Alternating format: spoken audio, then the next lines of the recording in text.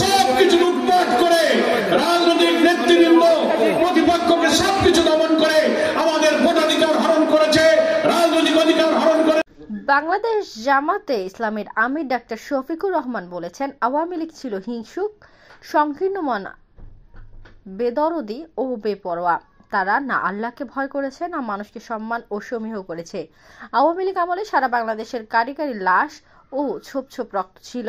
রবিবার সকালে খুলনার খান জাহান আলী থানা জামাত ইসলামের উদ্যোগে স্থানীয় ইস্টার্ন জুট মিল শ্রমিক ময়দানে অনুষ্ঠিত কর্মী সম্মেলনে প্রধান অতিথির বক্তৃতায় এসব কথা বলেন।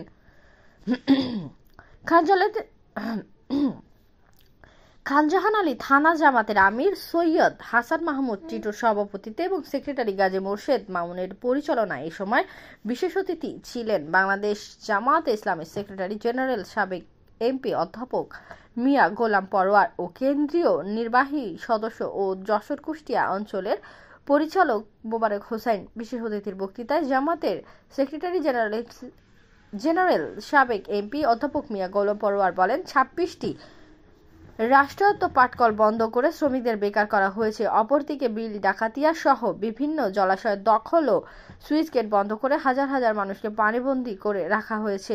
প্রশাসনের দুর্নীতির কারণে মিলগুলো লোকসান হলেও তার দায়ভার চাপানো হয়েছে শ্রমিকদের উপর। এই সময় জামাতের কেন্দ্রীয় ও স্থানীয় নেতৃবৃন্দ ছাড়াও ডুবুরিয়া হিন্দু কমিটির নেতা কৃষ্ণা নন্দীও বক্তৃতা করেন। তিনি বলেন, নৌকার দিন শেষ। জামাত ইসলামের বাংলাদেশ ইসকন নেতা চিন্ময় প্রসঙ্গে তিনি বলেন, চিন্ময়ের সঙ্গে বাংলাদেশের হিন্দু সম্প্রদায় থাকবে না। এর আগে আজ রবিবার সকাল 7:30টায় খুলনা মহানগরী জামাত ইসলামের মহিলা বিভাগের উদ্যোগে নগরীর আল ফারুক সোসাইটিতে মহিলা সমাবেশে প্রধান অতিথির বক্তৃতা করেন জামাতে আমির ডাক্তার শফিকুর রহমান। মহিলা বিভাগের সেক্রেটারি শামসুন নাহার এতে সভাপতিত্ব করেন। কথা নাও নাই, আমরা সবাই সাক্ষী।